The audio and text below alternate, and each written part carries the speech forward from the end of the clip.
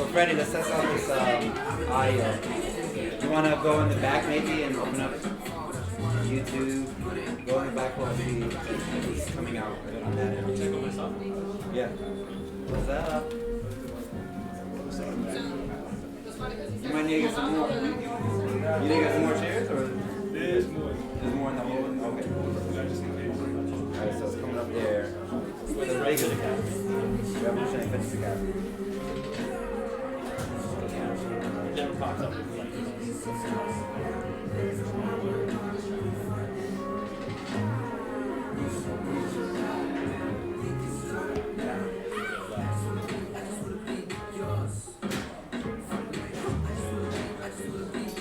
Go over there and see if there's no echo and stuff like that.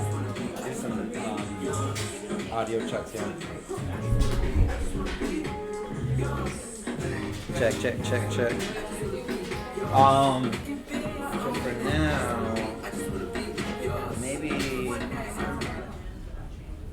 maybe on photos. Yeah, on photos. And then I still gotta airdrop you the other ones. yeah. Stick with that now, and then when we take a break, we'll figure out something else. How's Sounds it? good. Audio sounds good. Yeah. Yeah. Really? That's what's on. All right, nice.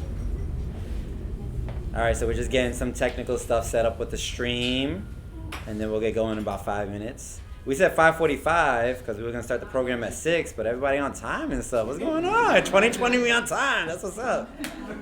That's good. So maybe we'll start a little early. Give me 1 second here.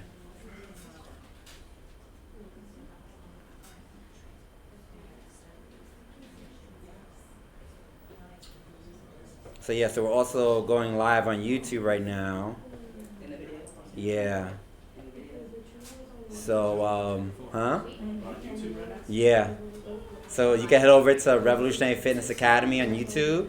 It's a new page that we have on there, so we're looking for subscribers.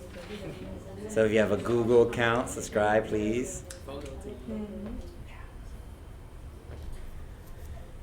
So head over to the this one though, the broadcasting, so we can watch the chat and stuff like that. And then also just monitor the Zoom feed over here. Yeah, just monitor that Zoom feed and make sure Jenny is, if she needs to ask something or something like that. Can't put it for it to be both on the screen at the same time. Oh, no, not for this one, because this one is fine. Like on YouTube, it's gonna only be one screen. It's coming through good though. It's got this back up. Hey, what's up? So there should be a sign-up sheet circulating around. So if you could fill that out, that'd be helpful. And some stuff that we're going to talk about, some resources that we're going to talk about tonight, that if you're on that sign-up sheet, you're going to get access to those resources, okay? How's your Spanish? Not that strong. Yeah. Not that strong. Not as strong as I should be. Yes. How's your French? Yeah, how's your French, bro? How's your Creole? How's your French? I need to learn Spanish though. You're like, I might as well.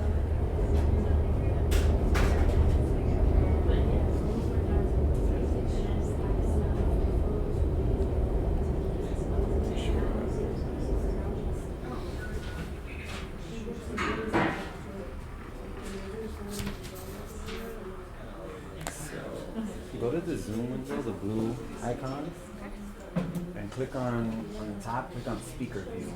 And click on our name. Just click on it. No? See if you click on the little 3 dots on the top there. Change subview, no. So go back to the other view, the gallery view. And then well, I'm trying to see if we can just feature our video, but it's fine if it's split screen like that. That's cool. Is there a way to just have our screen for now? Yeah. on YouTube. Yeah. No, on Zoom. Right there.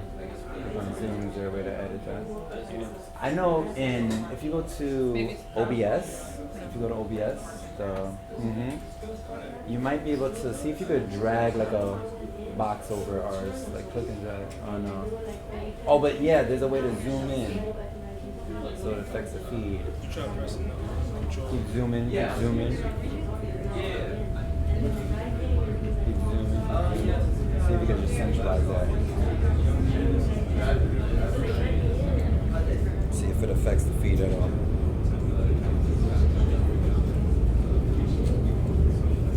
Kai is broadcasting with me. Oh yeah, it's working. Keep doing what you're doing, yeah. It'll show up a little funky, but That will definitely help.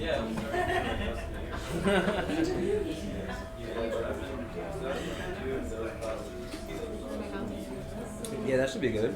Yeah, that's good. Yeah? Yeah. They don't have to be perfect. And then when we get to the Q&A period, we can open it up a little bit for Jenny to participate. Okay. Yeah. Because basically what this OBS does is it helps feed into the YouTube. Yeah. All right. All right.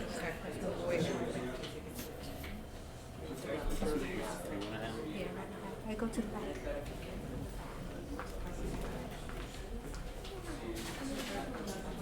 So yeah, so if you're joining via our YouTube feed, we talked about how we're passing a physical sign-up sheet around here at our studio for some additional resources. But you can go ahead and leave us your contact info on YouTube, or if you don't want to share it publicly, you can direct message us on Instagram, Twitter, Facebook at RevFitNYC. All right, cool. So we're gonna get going. Thanks for everybody coming out tonight. It's nice and cold outside. Is it all right in here? It's not too cold in here? We're surviving. Actually, can you close that back door? Because that's letting out the heat. We gotta keep it centralized. All right, cool. So my name is Shawn Garcia, if we've never met before. I'm the executive director of Revolutionary Fitness, and I'm one of the worker owners of the New York City location where y'all all are sitting today. Today I was supposed to have a co-facilitator, Jenny, but me and Jenny are partners, and we have a baby, and our baby is a little sick, so it ends up me just being here today. But she's here with us on video call, so when we get to the Q&A period, she's gonna be able to chime in, and there's a lot of stuff that she has a lot of knowledge on that she'll be able to speak to more than I, so we'll be able to pick her brain as well. She's also listening in live too, so. You want to say hi, Jenny? We can't hear you. You muted. She just nodded her head. They can't see you. There she goes. All right, we'll put it louder later so y'all can hear her. But Jenny's with us in spirit. So thanks for joining us tonight at our Eating Plant-Based in 2020 workshop. So who here has never been to a Revolutionary Fitness event before? I see a couple new faces. Cool. And did y'all get invited with friends? Most of y'all, some friends. Some of y'all Facebook. Nice. Facebook coming through. Awesome. So some of y'all social media, some of y'all through friends. That's great. And everyone else has kind of been introduced to us. I'll do a quick overview of who RevFit is for y'all, and also for those who are chiming in via YouTube. So Revolutionary Fitness is an organization that was founded 10 years ago. We're celebrating our 10-year anniversary in 2020. Yes. So we were founded in 2010. Initially, when we created Revolutionary Fitness, what it was like an exercise practice that we were developing in Harlem over at St. Nicholas Park by City College on 135th Street. We were just doing free fitness classes in the park. And the people who founded Revolutionary Fitness, we all came from social justice work. So we were all activists, but we were into fitness. And so who here is an activist? Who's here in social justice work? So y'all know sometimes activists and people involved in that work are not the healthiest of folks because we're so committed to our struggles and we're doing 20 different things. Sometimes self-care gets neglected. So what we did is we created these fitness classes for activists, basically. But then we realized, like, people from the community were really into it. You know, this is 10 years ago. This is before Instagram and all that kind of stuff existed. So fitness exposure in Harlem was limited, you know, what we had access to. So we were doing stuff that we were learning in our workplaces, because we also worked as fitness trainers. So we were doing like kettlebells and TRX, and none of that stuff was seen in our neighborhood before. So people from the neighborhood were getting really interested in what we were doing, and so we started opening up the classes, expanding the services. We started delivering classes in different neighborhoods in the city that we lived in. So we expanded to Brooklyn, and we were in the Heights and all that kind of stuff. And then we realized that there was a yearning in our community versus the narrative, which is in poor working class communities. People are lazy, people don't care about themselves, right? That's kind of the narrative about our communities. We saw the opposite. Like, people wanted this, they just didn't have access to it. And now we were creating some access points, and people were coming out. You know, we were filling classes at one point with, you know, 50 plus people in our classes, because there was nothing like that existed. It's a social service that wasn't being met, you know, by the city and by the government. So we were doing that, expanding, realized we could only reach a certain amount of people via direct services like that. And so that's when we made a shift to becoming more of an education-based organization.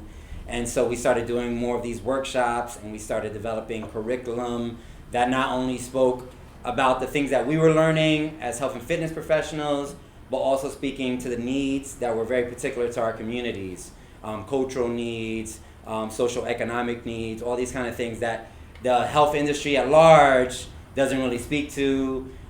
Is not, you know, there's definitely no cultural training in the health industry. It doesn't exist, you know.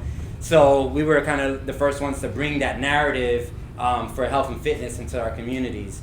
Now it's kind of, there's more of it, and it's great. You go on social media, you find a lot of people who are doing, you know, free services or education services for historically oppressed communities. You know, people were doing stuff, you know, in the queer communities. People were doing stuff in immigrant-based communities, and that work has expanded. It's been really excited to see. But at the time, again, there was no social media like that, so we were kind of the first ones doing it in New York. And since then, since we started expanding our education services, we also developed our own in-house certification program. So we've certified nearly 200 what we call people's trainers. Instead of personal trainers, we call them people's trainers. Certified over 200 trainers in over 14 cities throughout the country. And we're also in Sweden and Denmark, so we've expanded. But it was born in Harlem. And so, you know, we've done these kind of community workshops for a long time. And one of our big things that we've always been proponents of is plant-based nutrition. And so some people are like, oh, that, you know, where did that come from? But for us, and we'll talk about this in the program today, we see plant-based nutrition as a way of getting back to our ancestral roots. And in fact, getting away from the bourgeois diets that's been pushed upon our communities. So we'll talk more about that. But getting back to, you know, eating more real foods. You know, eating foods that come from the earth, eating foods that, you know, our grandmothers and grandparents were eating, getting back to those cuisines. So in any case, so we've been big proponents of plant-based nutrition. Throughout the 10 years, we've done workshops like this. We've also led a lot of nutritional resets, we call them now. We used to call them cleanses, but we've moved away from that language. So nutritional resets, or we've done green smoothie feast, and things like that throughout the years. And many of y'all have gone through that. Who's gone through one of our nutritional resets? I know a couple of y'all, yeah. So that is we're going to talk about that later too. That's a great way to start learning more about your relationship to food, and having that conversation about, all right, am I consuming real foods? You know, how's it weigh out to the stuff that's processed? So we're going to actually be running one of those cleanses, or resets, I'm sorry, starting next week. And so we're going to talk about that. And so I can get more information on that. So today, the point of today's workshop is to get people to have a good understanding of what plant-based nutrition is, because there's a lot of different definitions out there. So how do we define it? Not only Revolutionary Fitness, but collectively, we can talk about how we define it. and then talk about how you can start becoming more plant-based, or if you're already plant-based, how you can deal with some of the potential hurdles you've been dealing with, or if you're not plant-based, what are some considerations for your diet that plant-based nutrition can support your current diet and dietary needs. So we'll talk about all that kind of stuff today, and then we're going to also talk about some of the political implications of plant-based nutrition and what it means for our society, our environment. We'll talk about that, and then we'll finish out talking about that nutritional reset that we're starting next week. And then we're gonna have a big portion at the end, a 30-minute portion to questions and answers, because that's gonna be, I think, where we get to a lot of good stuff. You can ask personal questions that you might be struggling with and stuff like that. Sounds good? Yep.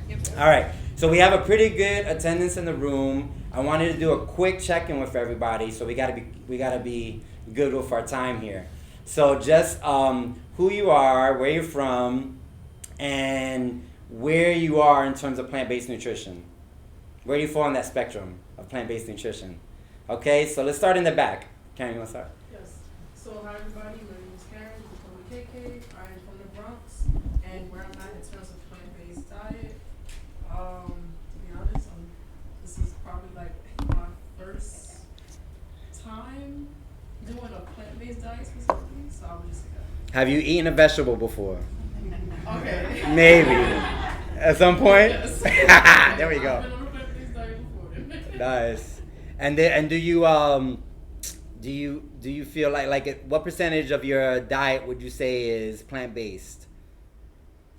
If you want to share. You don't need to share if you don't want. Yeah, I would say like 50%. Nice, cool. All right, awesome. I'm Azizi. I'm adopted by the Bronx. I said that because I used to live in Bushwick before gentrification. So, I would say that I dabble. I'm trying to get into it. I just bought some things to make a sofrito, so I'm trying to get more recipes and get my plate together to be full on plant-based. Nice, putting the ingredients together. All right, cool, awesome. We'll keep going. Hey everyone, I'm Judy. I've been in New York for almost 20 years, originally from Boston. I cook all the time, and I'm trying to move to being more mindful about having more plants in my diet. Cool, awesome. Hi everyone, my name is Aditi and I live near Lincoln Center here in Manhattan, and I would say that about 90% of my diet is plant-based, so I'm just looking to learn more about how the kinds of foods to eat after my workouts. Mm-hmm. That's me. Awesome, Hi. great. Hi, my name is Luke. I'm from South Korea. And You came all the way from South Korea to this? Nice, Luke. Like the second year in New York City. Luke, he lives down the block. Yeah. But anyway, I did try some vegetarian diets like a couple of years ago, long time ago. But at that time I didn't have much information, so that didn't work. And especially I did try to gain more weight for my health, but it's really hard when I keep my diet on plant-based. So All right, we're gonna talk about that for sure. Awesome, thank you, Luke. Hi, I'm Darshan. I'm originally from the Indianapolis area, but I've been living in New York for about 4 years now, and I've never done anything really plant-based before. To be honest, like 80% of my diet consists of like carbs and meats most of the time, so I'm looking to start integrating more whole foods and plant-based. And I have no idea where to start, so I thought this would be a good learning experience. Learn from here and all y'all as well. So, yeah. Awesome, thank you. Hi, my name is Cassandra. My diet is about 95-97% plant-based, but I just always want to learn new information. So I just want to see what I can do. Awesome, how long you been plant-based?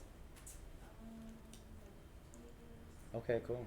Oh, we can learn some stuff for you too. You can share some stuff. I like 97 though. That was real accurate. You counted out the meals in your head. Nice. Good to have you. Hi, my name is Mohammed, originally from the Bronx. I could be better with the plant-based. I was vegan once, and I came back to meat. Probably like 70% of my diet is plant-based, but I guess I can do better. Cool. My name's Lauren. I live in Washington Heights. I'd say I'm 50-50, more so like kind of keep a open like mind to like and just being aware of how many meals I eat with meat in it and how many are plant-based. So like I try to do like meatless Mondays and just try to like cut my carbon footprint where I can.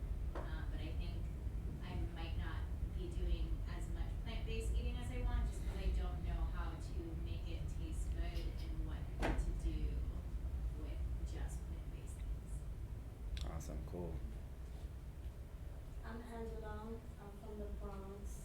I'm eating plant-based right now. My diet is about 85-90% plant-based. But I do want to go back to being fully plant-based. I just, this is the motivation. Cool. My name is Samantha. I'm from the Bronx. I've never done a plant-based diet.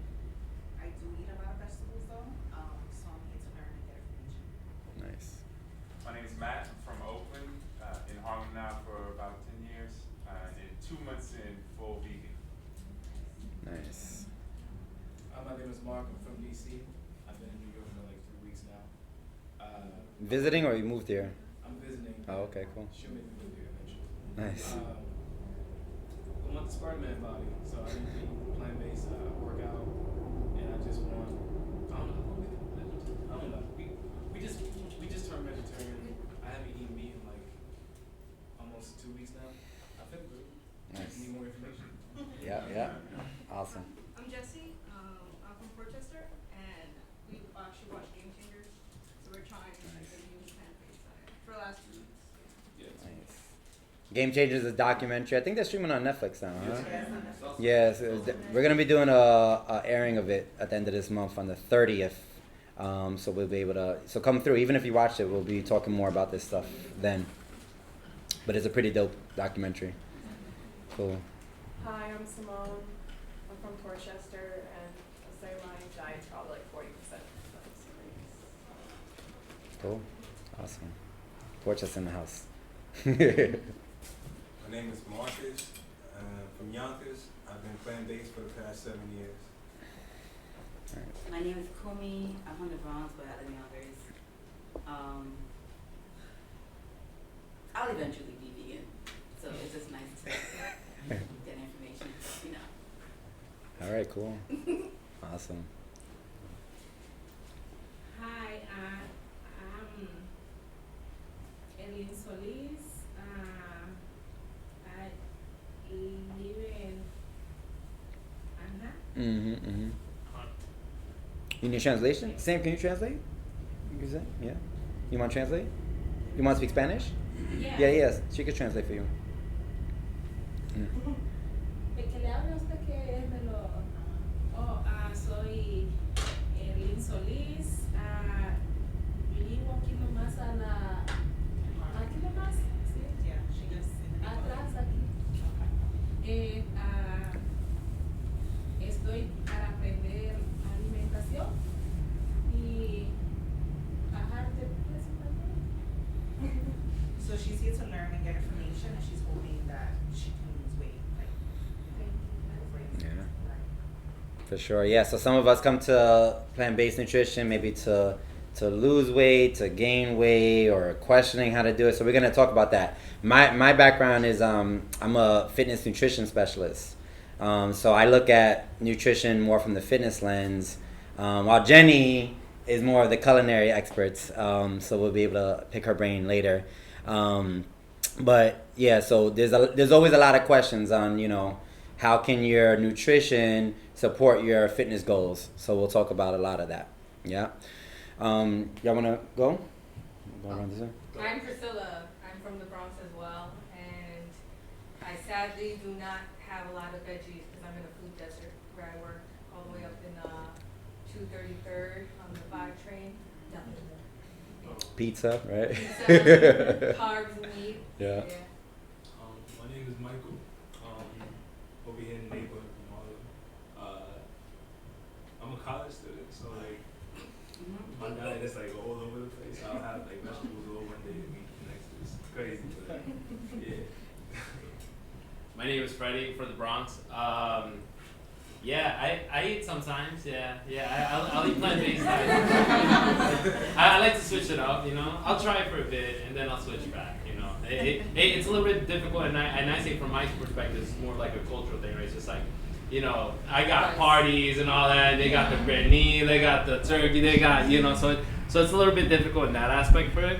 But I'll tell you this much: for the times that I have done like plant-based diets for a bit, oh my God, the energy just comes to you a little bit quicker, and I think that's like a very good thing, and it's refreshing, and it is we don't want to use plants, right? But it is refreshing.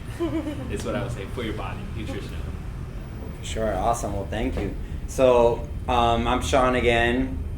I'm from East Harlem, born and raised. I live in the Lower East Side now, where my partner's from, and I've been plant-based for 22 years. So I definitely don't have issues with gaining weight. We're gonna talk about it. But I've been plant-based for 22 years since I was a teenager. I became plant-based when I was like 14 years old. I was like studying Buddhism and stuff like that. And so I've been through different iterations of that. Vegan, I did like a paleo plant-based thing. It was weird. I've done like pescatarian. I've done all these different variants of plant-based nutrition. And so, kind of seeing what's good and bad for my body. So hopefully I can share some of that experience with y'all. I would say now my diet is around 97% or so plant-based. I do consume, some dairy products here and there. I consume some fish here and there.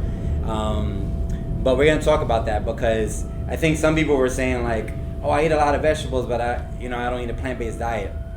And I would be like, maybe you do. Maybe you do eat a plant-based diet. Because one thing when we're talking about plant-based nutrition, hey Nadine, is not a kind of rigidly defined thing like maybe veganism. Veganism is one type of plant-based expression, okay? So we're not talking about veganism today. We'll bring up veganism, but that's not where we're saying that people should be vegans per se. Because you can be a very healthy vegan, you can be a really unhealthy vegan. You can just be eating like a lot of junk food that's plant-based, processed food, like just going to Burger King and getting a bunch of Beyond Meat burgers is not the healthy alternative, So in that case, when we're talking about plant-based nutrition and eating more plant-based foods, we're talking about eating these whole foods, these nutrient-dense foods that are plant-sourced, and having your diets primarily coming from that. So one tool that we like to use is that 80-20 rule. If people need kind of like a starting point, because again, it's not a cookie-cutter approach, right? Someone might be good on 97% plant-based, but someone else might have some dietary needs that they need to be more at a 70-30, 60-40 split because of whatever their needs are, or whatever their cultural needs are. And I think if we can get out of the rigid outlook that it has to be all or nothing, and we allow ourselves to be flexible for various reasons, which we'll talk about tonight, we'll have a better relationship with food, And so, judgment-free zone on this one, right? Don't judge others if they're not willing to embrace your expression of plant-based nutrition, because that's not what it's about, It's about you finding what works for you. So the 80-20 rule is something that we talk about. So if you think about it, if I'm bringing in primarily foods that are whole foods, everybody knows what that means, like a whole food, right? Something that is not processed, right? Something that hasn't gone through like a factory and come out to you in this packaging, something that's, very similar to how it looked when it came out of the earth, right? That's something that's more of a whole foods. Consuming more of that kind of food, what is the benefit of that? What's going to happen when you're consuming something that's coming closer from the earth? Anyone can? More nutrients. When things go through a processing system, it doesn't matter where the source was, they start losing nutritional value, or there's preservatives add to that thing, to at the end product, like a Beyond Meat burger, which I've been to Burger King and I've eaten it. It's a good burger. Everybody knows that there's like a vegan burger at Burger King, but it's not healthy, and I'm not going to give myself the illusion that it's healthy. Now, I know it's junk food, and I'm like, oh, there's certain times that is what I need for nourishment. And we'll talk about what nourishment means in a little bit. But if I have this conscious understanding that this thing has been processed and is going to go in my body, then I'm going to have a better relationship. And I'll know, okay, this is not giving me what I need. So I need to now source the things that I did need for my body to get the nutrients. And if we're conscious about that stuff as a starting point, then we can start, making better decisions about the food that we're eating. Because right now, especially in this neighborhood and other food deserts like this neighborhood, we are not the ones that really determine what we eat. It's a big business. It's the meat companies. It's people who are profiting off of our neighborhoods, who are making the decisions for us in terms of what foods we eat. Like right now, if we go outside and we're like, oh, I learned about plant-based nutrition, where are you gonna go? What are your options right now? Do you know? Like there's probably a few, but you would have to probably talk to me about it. You know what I mean? Like it's really hard to do. So in that reality where we're not really given, the decision-making power, a big starting point is rejecting that and saying like, no, I want to be conscious about what I'm eating. I'm gonna read the labels. I want to read what's in the ingredients. I want to know, how much trans fat and things. Having that advocacy in the foods that you're eating is a big part of what we're talking about tonight. So we talk about eating more whole foods, getting nutrient-dense foods, so foods that are nourishing our body, giving the nutrients that we need, and then also, too, keeping it primarily plant-based. So if I'm consuming that, and then I consume something that isn't whole foods, like a, Burger King burger, my body is going to be able to do what's appropriate to that burger. Because now my body has already received all the necessary nutrients that it needs from all the other stuff that I'm primarily consuming. So when I bring something that's kind of like junk food into my body, it's going to say, okay, this is not really good for our body. Let's get rid of it as quick as possible. Poop it out. Poop it out. Poop it out. But if I'm primarily eating processed foods and stuff that, is really hard on my body is going to be in survival mode, holding on to that stuff, trying to get as much nutrients out of it. And that's really what's causing a lot of the issues that we're dealing with, and the development of a lot of the cancers and the tumors that a lot of our folks are dealing with. So right now we're talking like, let's flip it. Instead of it being 80-90% processed food, which is the reality for most Americans, let's flip it and try to be on that 80-20 for more plant-based. And that being your starting point. And then you're figuring out, what your needs are and where you want to go from there. Yeah, that makes sense? All right, cool. The other thing that I talked about earlier was how the way that Revolutionary Fitness, the way that we see plant-based nutrition is really getting back to how our ancestors ate. And when we think about like a meat-heavy diet, where people are consuming tons and tons of meat, that really doesn't come from where a lot of us come from, So like me personally, so I'm Puerto Rican. So in Puerto Rico, primarily what folks were eating were fruits and vegetables, root vegetables, things like yuca and stuff like that, and then like fish here and there, right? That was a dietary practice for centuries. And there was nothing that was indigenous to Puerto Rico, no animal indigenous to Puerto Rico that was bigger than like the size of a pig. So it doesn't make sense for my body that's, culturally I've evolved over hundreds and hundreds of years. My people have evolved to eat a certain way and digest food a certain way. Does it make sense for me to be eating a bunch of beef, and a bunch of cow meat? That don't make no sense. That's not been in my culture until the past 100 years when it was brought, to the island, or 200, colonialism. So getting back to eating more of the whole foods is really what the majority of us, unless you came from kings and queens and colonizers, there's a very few of us who come from that background.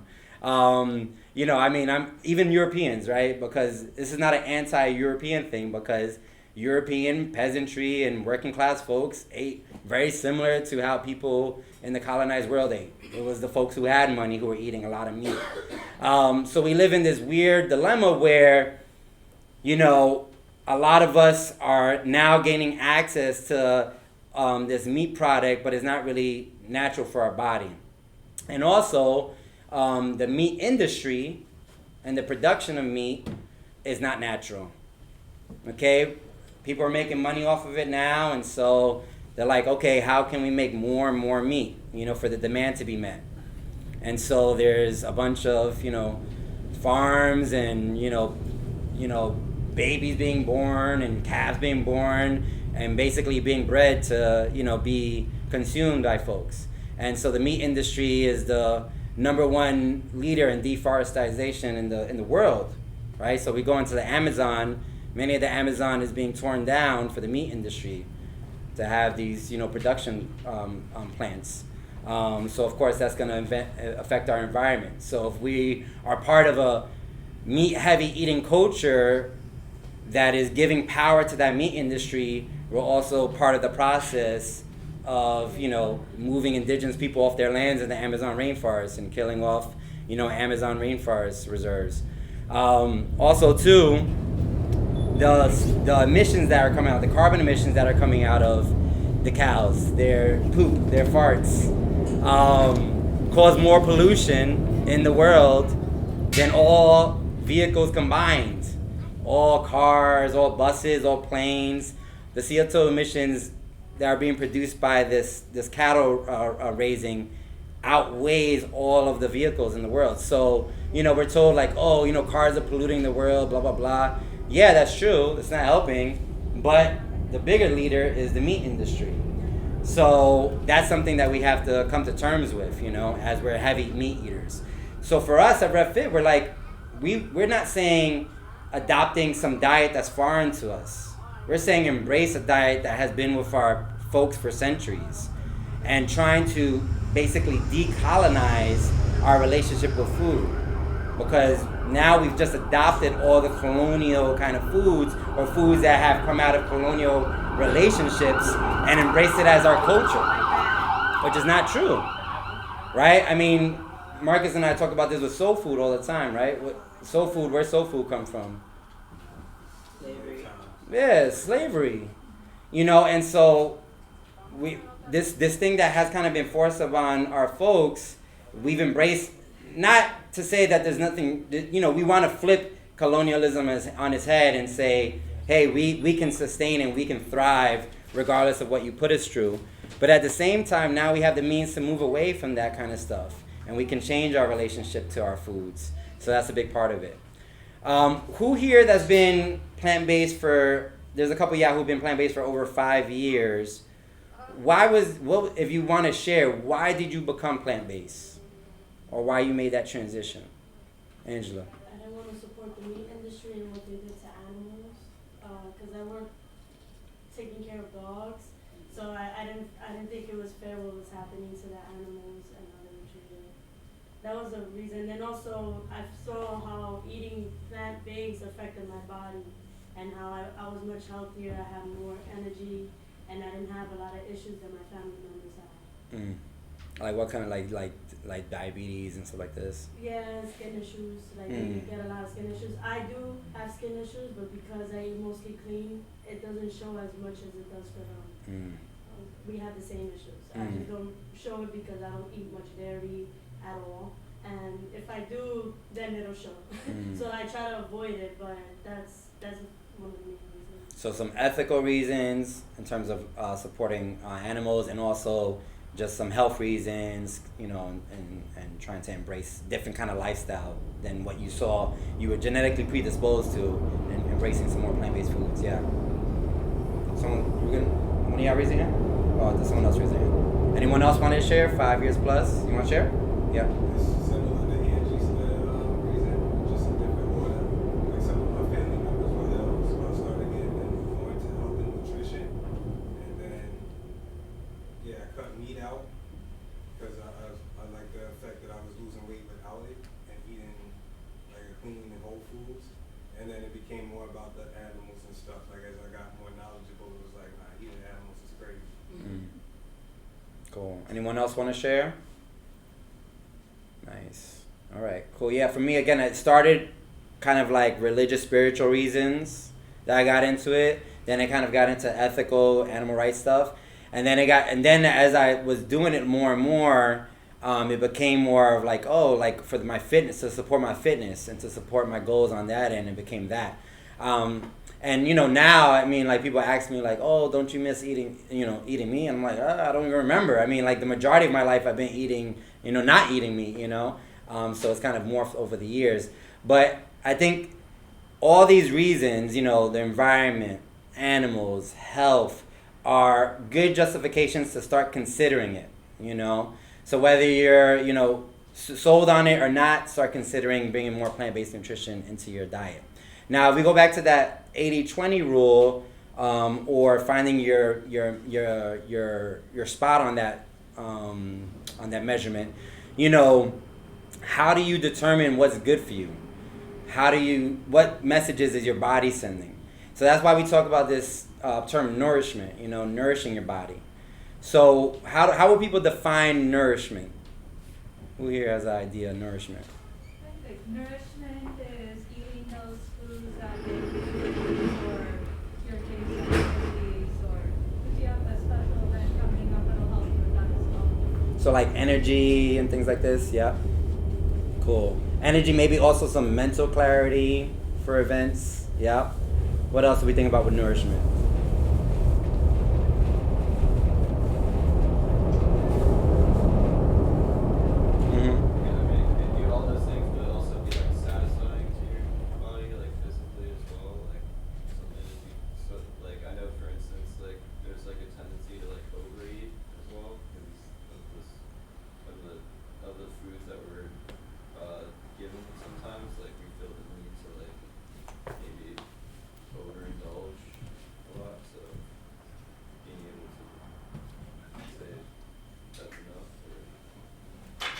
Yeah, but something that's satisfying. I mean, because there's some things that are good for us that are satisfying, some things that are not that good for us that are satisfying. But, it's important that foods are satisfying. Like, you don't want to go on a nutritional, journey where you're not satisfied by any of your foods. That's not a healthy relationship with food either. So there's a lot of people who are just like so rigid, and then they haven't done the exploration, and now all they're eating is like, they're eating like birds, eating seeds and lettuce and stuff like that. That's the joke that's made about vegetarian all the time. But there's people that get into that and then they get frustrated because they're not finding satisfaction in those foods. So I think it's important that we talk about satisfaction, because sometimes we'll eat things that are not the best for our bodies, but because they're satisfying, they're meeting a need at that moment. Maybe like you're going through a crazy bout of anxiety after a long work day, stressed out about finances or whatever, and then it's like, I'm just gonna eat this Haagen-Dazs right now. I want to get that. Like, we have to understand that relationship, and if we do, and if we're conscious of it, and we know, all right, I'm gonna feel bloated tomorrow, I might have some diarrhea, like things like this. That's a conscious decision we've made, but we know at this moment this is gonna do something for us that's important, and that is a big part of nourishment for sure. It's just, I think what you were saying too, not, if we're conscious of it, hopefully we're not abusing it and doing too much of it, and getting satisfaction through things that might be toxic for our body long term, for sure. Any other thoughts on nourishment? Huh? It's making me hungry. We're talking about it? I need nourishment now. Ready? I would say nourishment is like when you, like I find food nourishing when I eat it and I don't have like acid reflux, I don't feel like a pain in my stomach. I don't feel like I gotta immediately go to the bathroom on something else. I feel that energy really good, and I don't feel like it made me slower throughout the day. And I think that's one of the big things that, like, when I eat meat, that's exactly how I get. I'm just like, I'll eat this burger. I'm knocked out for the next 4 hours, until like I digest it, because my body takes so much longer to digest it. It's just much harder in that way. If I get something plant-based, I'm like, I'm good. I'm good for the rest of the day. All right, so it feels like it's giving to you. Yeah.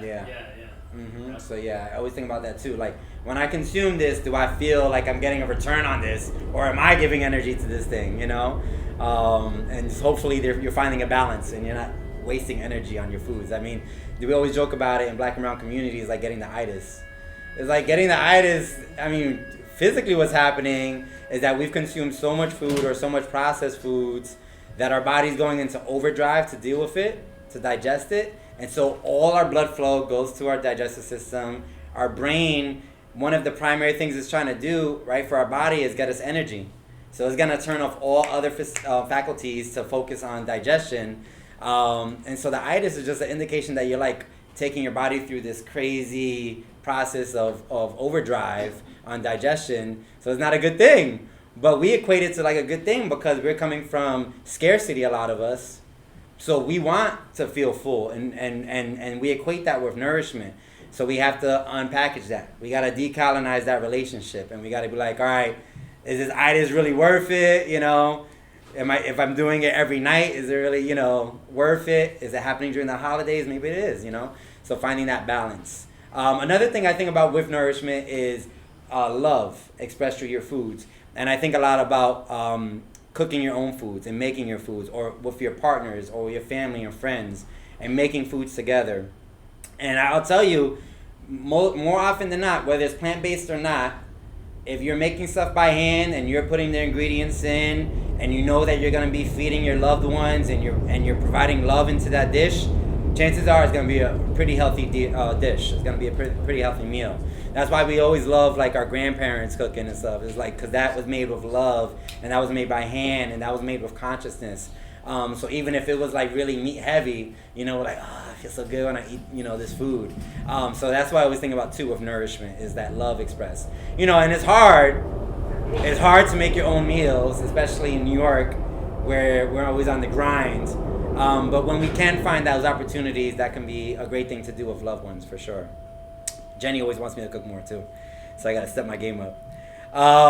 Cool. So let's go into what the hurdles are. All right, we're talking about, oh, it's great, eat more plants, blah, blah, blah. Some people talked about some hurdles. Priscilla talked about it. What are some hurdles that y'all run into when y'all try to eat more plant-based, or if you are eating plant-based? Yes? So with like cooking and stuff, a lot of the ingredients to go outside of Whole Foods, I can't see myself using ever again. So it's like I'm really wasting money. Like what stuff? I don't know, like yeast and stuff. I don't know. You're like, what am I doing with this nutritional yeast? Yeah. Yeah, those really intricate recipes. It has nutritional yeast and like different things that you might not necessarily have in your pantry. Yeah, and like I want to experiment, but I don't want to spend money and then lose it. So I don't make it again, you know. And I don't know anyone. I mean, you, but I don't know. It's like, give it to me. Like, oh, if you want it, you can like get a bar sugar and stuff. Like, no one's gonna take that from me. So, yeah, cooking is like, I should just stick to Whole Foods, but like, if I want to like, cause I do like cooking and trying new things. It's like I'm losing money if I do that. Yeah. And then also I don't live near anywhere that sold a lot of like plant-based stuff or like organic stuff or whatever. So you got two things in there. So one is like this concern of investing in product that you might end up letting go to waste or not utilizing, which is real. Like I had a CSA one time, we'll talk about a share, and I was like, half of the stuff was like not being eaten. And I was like, dang, are we like wasting this food? I mean, we did composting, but you know, is a real concern for sure. And then the other one is just sourcing good plant-based, wholesome foods, especially if you live in a food desert, right? Like, if you live in the Bronx, like lugging 4 bags of Trader Joe's to the Bronx, it's not fun, you know what I'm saying? And it's like a struggle that we shouldn't have to go through. And so sometimes we're just like, you know, whatever, I'm just going to go to Associated on the block. And then, you know, we'll talk about those issues too. But those are two big issues for sure. We'll address them. Go ahead. An issue that I faced this week, so I was actually sick from bronchitis, that I put out a post like last week about asthma, because I feel like bronchitis, and everybody gave me all of these different things, like natural remedies to try, but I was so sick, and I didn't realize I was that sick to the point where I couldn't even make it to the recommended store that had all those different things that was needed. And so I would also say the lack of support that I get from the people that I live with,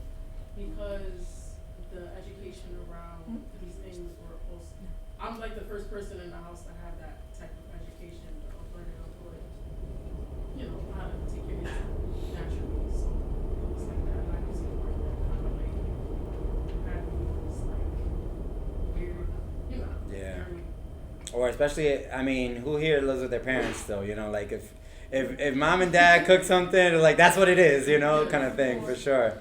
So like what, you know, definitely who we're around, who we live with affects. And you also talked about the sourcing. You know, being able to source things easily is not as easy if you don't have that support. So that's a big one. We'll get back to it. Yeah, Ange.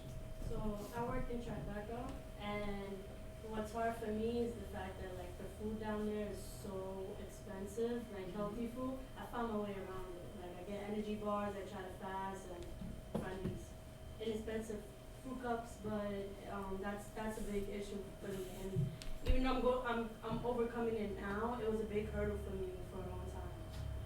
Yeah, and like it's the same. It's like, I mean, but the pricing of this stuff is just not natural. It's like this stuff comes from the earth. Why is it so expensive, kind of thing? And you're exploiting, you know, hundreds of thousands of people to get this chia seed. Why are you charging me $15? You know what I mean? Like, there's a lot of stuff going on there. So the pricing is a big one, and then it creates this narrative in our heads that to eat healthy is expensive. Like, who here thinks that? You know, most of us think that, but they're you know, it shouldn't be, and there's ways around it. And we'll share some of those resources today too. I think for me, my biggest hurdle is when I'm feeling stressed and I haven't eaten in a while, I will just go and grab for anything that I'm in the mood for. I mean, it doesn't happen like it used to, but I have times when it does happen. So that's my struggle. Yeah, stress eating or eating tied to anxiety and all this other stuff for sure. Like I'm like, did I drink a beer every night this week? Dang, you know, like gotta check in with myself, kind of stuff. Anxiety's real. But I think for me there's a social aspect because when you're surrounded by people who are eaters and like you're trying to make a change in your life, it can be a trying situation when you don't have someone to keep you accountable and be on the journey with you. And then also I think there's a cultural aspect as well. I'm Nigerian, and if you're seen like not eating meat and it's on a plate, then they think that you're like starving yourself or doing something weird. But of course, as you explain, that's opposed to then your rather pre-colonial mindset, and I think there's a lot of unpacking that has to be done to understand where that came from. yeah, for sure. But it's definitely true. Like, and also, or like you insulting somebody if you don't eat their food. They're like, "What the heck? You don't like my food?" You know? And it's like, "No, I'm just going vegetarian." They're like, "What?" You know? It doesn't always work out. Yeah. The worst for me is like coming from the gym. I had nothing to eat. Go home, open the refrigerator, nothing but cheese in there. I'm like, where are we supposed to get this food? And then we gotta find the same alternative. When we go to dig in, that's a good substitute, but the price add up. Yeah. I ain't got money for all that. Yes, for sure. And that also tying back to what you said earlier and what you said earlier about another struggle was like potentially not having the energy or like gaining the weight that y'all were talking about, like feeling like, oh, if I want to gain some weight or something like that, I might not be getting it. All right, let's take like two more. I'm constantly hungry. Like we keep digging and then I'm hungry. An hour later, I want to eat more. For sure. Okay, cool. One more. Shawn, go for it. So a lot of it for me is sourcing. I just don't know where to begin with like trying to find whole foods that are not processed. There's also another like culinary anxiety. Like I'm not really like the best of cooks right now with the meat recipes I use as is. So like to try and figure out culinary ways to incorporate more plants in my diet is kind of like a big hurdle for me right now mentally. So it's like, I just learned how to make chicken, Mom. Like, you might not make some other stuff. Dang. All right, cool. So yeah. I just wanted to bounce off that. I'm so with that. I get that because a lot of time when I'm cooking, I overthink it. Yeah. I overthink it a million ways.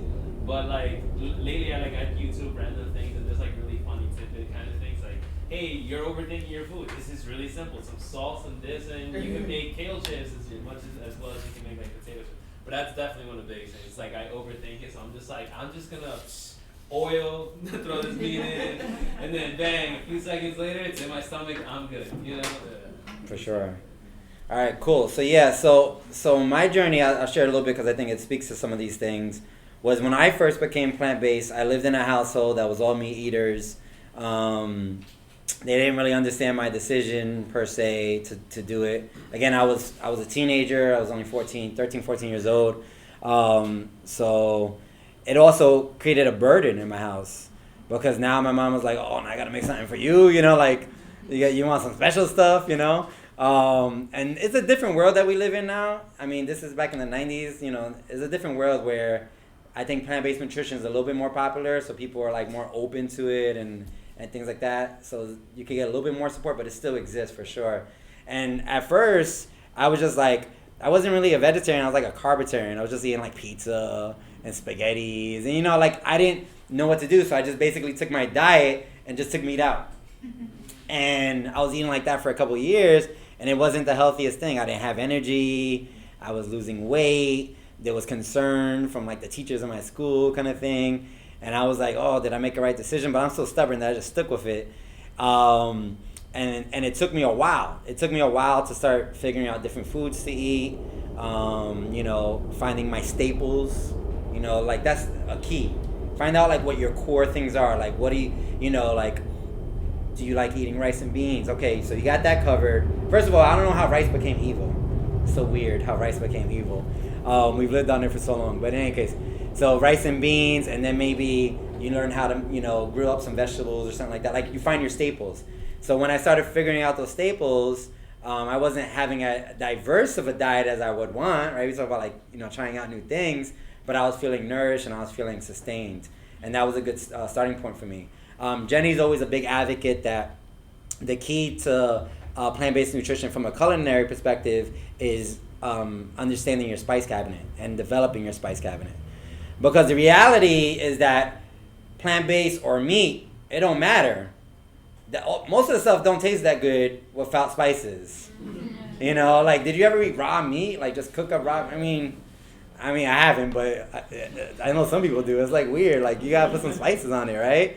So that same kind of exploration you do with meat, you have to do the same thing with your plant-based stuff. Yeah. But I feel with that, like with a piece of meat, I can easily do salt and pepper. But with a piece of tofu, you ain't gonna get by with that. Like you're just, it's not gonna happen. Yeah. You give that tofu so much love for it to like have like a good palatable Yeah. taste. And that's where I get lost is like taking the plant-based foods and like making them taste good because it's not as easy. Yeah. Like I feel as a piece of chicken, like you could even do salt and pepper with that and it still tastes good. Yeah. Well, I mean, when we get to the Q&A, I'll let Jenny speak to it more. She'll speak to it better. But yeah, maybe tofu is not the thing you do.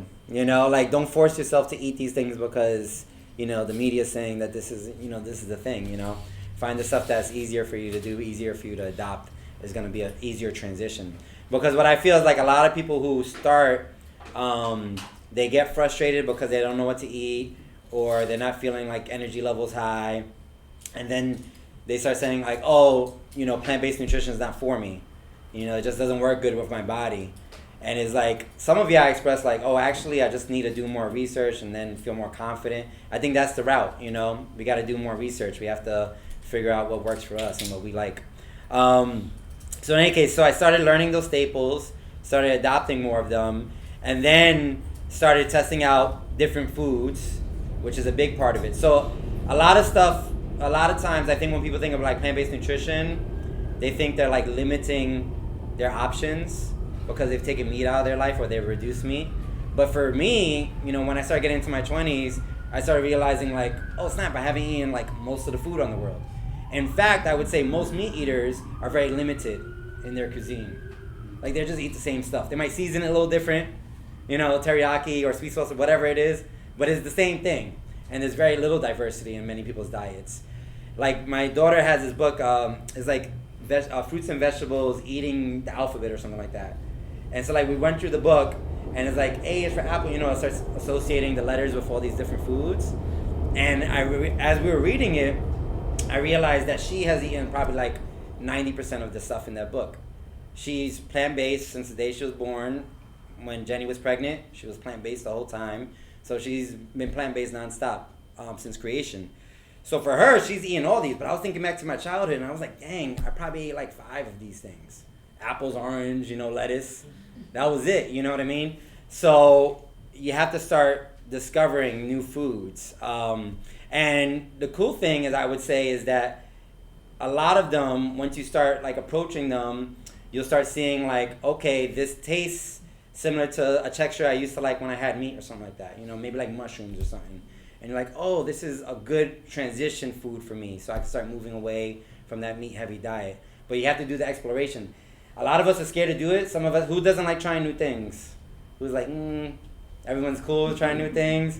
Yeah, be honest. Like sometimes you're like, like I don't know if I want to try that. If you're gonna make a transition with your dietary practices, it really is about trying new things, and beyond trying them, like giving them a chance.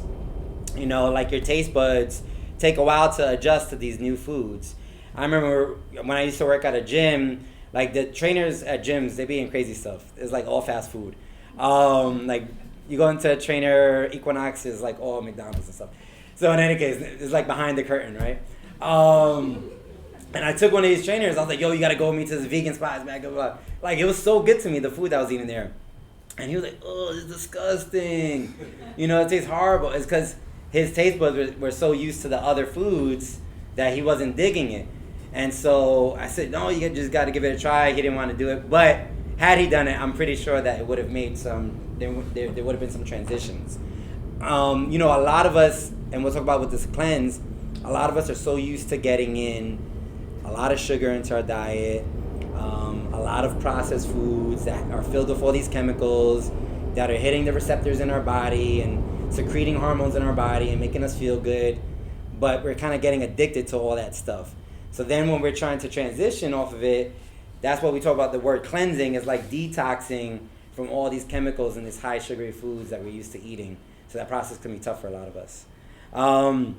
Some people talk about tying potentially eating not the best foods with, mental stress, anxiety, all this kind of stuff.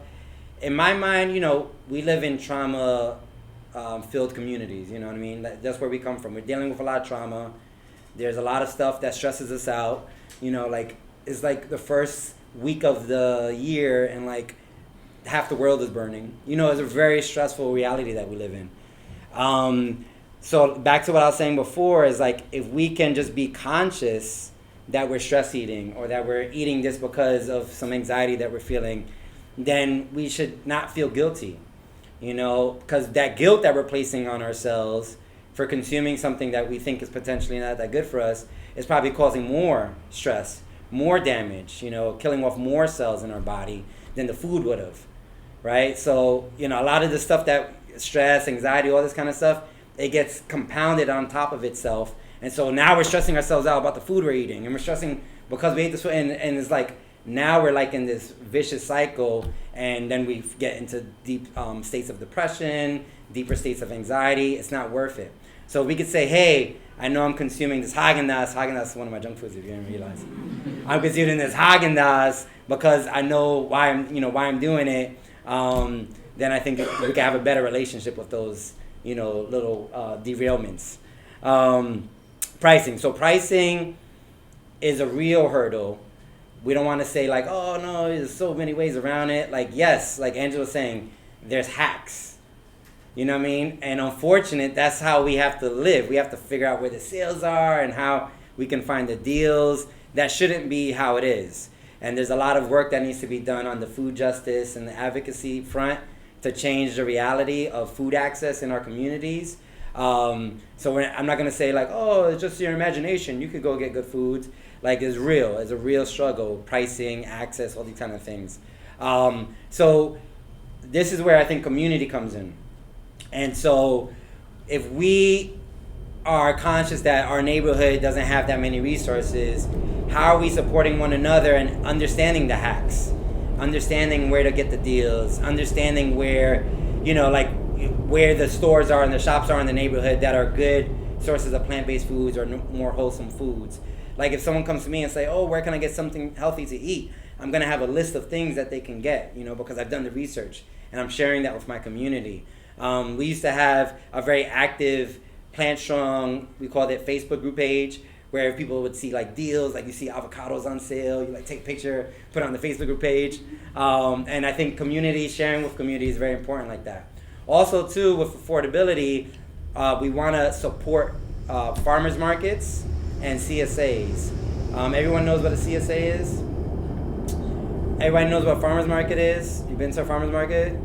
So that historically, where the farmers market movement comes from was this idea that, you know, our community doesn't have access to fresh fruit and produce. So let's reach out to local farmers and see if we could set up a weekend, a Saturday afternoon, where we invite all these local farmers to come and sell their product. And it is mutually beneficial. So right now in the U.S., we're in an agriculture crisis. Most small farmers are getting put out of business by all these large, you know, Monsantos and all these corporations who are like just devouring the agriculture industry, using a lot of machines and a lot of the chemicals that we were talking about. And so small farmers are struggling.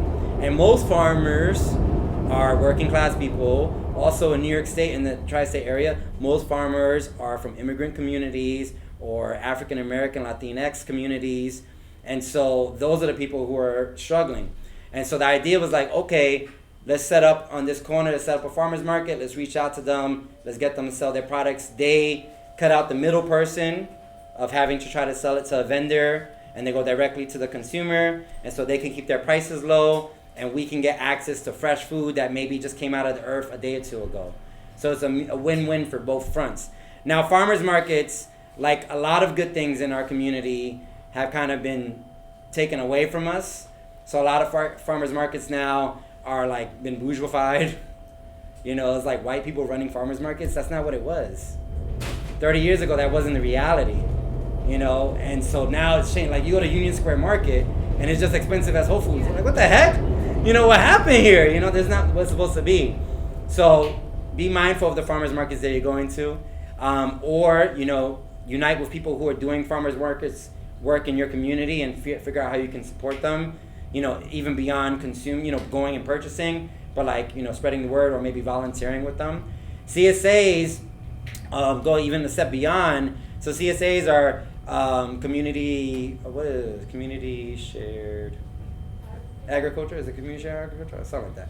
I forget what the acronym is. But basically going beyond that and getting a group of people. So say, for instance, you belong to a church. And you've talked to your church members about plant-based nutrition, and like everyone's like into it, and you're like, okay, I'm gonna contact this farm, and this sole farm is gonna come with their produce each week, and we're all gonna get a share of the produce, and we're gonna give a deposit towards that share. And so when I did my CSA, my last one, it broke down to like $25 a week. And for $25 a week, I got enough produce to feed, you know, like 2 to 4 people. You know, it comes with a lot of food for $25 a week. But a lot of us don't know about that stuff because, you know, the big businesses aren't advertising it. They're not making money off of that relationship. Most CSAs are in the Bronx, in Queens, Harlem, Washington Heights. They're in the hood, most CSAs, but most of us don't know about it. You probably have one right next to you. So I want everybody to check out this website called justfood.org. Just Food is one of our partners. They're leaders in the food justice movement, and they're the main organizers of CSAs locally here in New York City.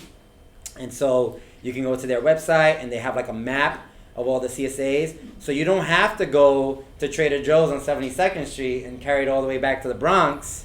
There might be a CSA selling fresh produce within like 5-block walking distance of your house. Another thing too that people do here, since we're here to connect, like you have a family of 3, like that $25 a week like goes to good use, but maybe someone here like can't eat that much and can't keep up with the deliveries or the just schedule that a CSA brings. So if 2 people here live in Harlem and there's a Harlem CSA, like split that CSA like quantity of produce with that person, and each person pays $12.50.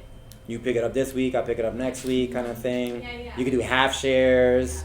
I mean, because really you broker the relationship with the farmer. They want to make it work, you know. So if you get like 10 to 20 people, they're gonna figure it out with you, you know. You just got to talk it out and make sure it's a fair wage for them as well.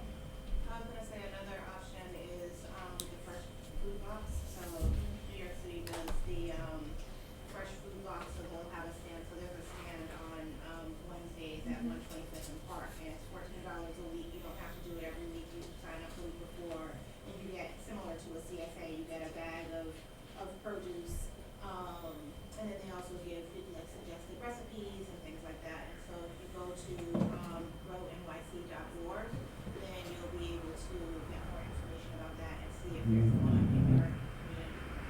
right. Yep.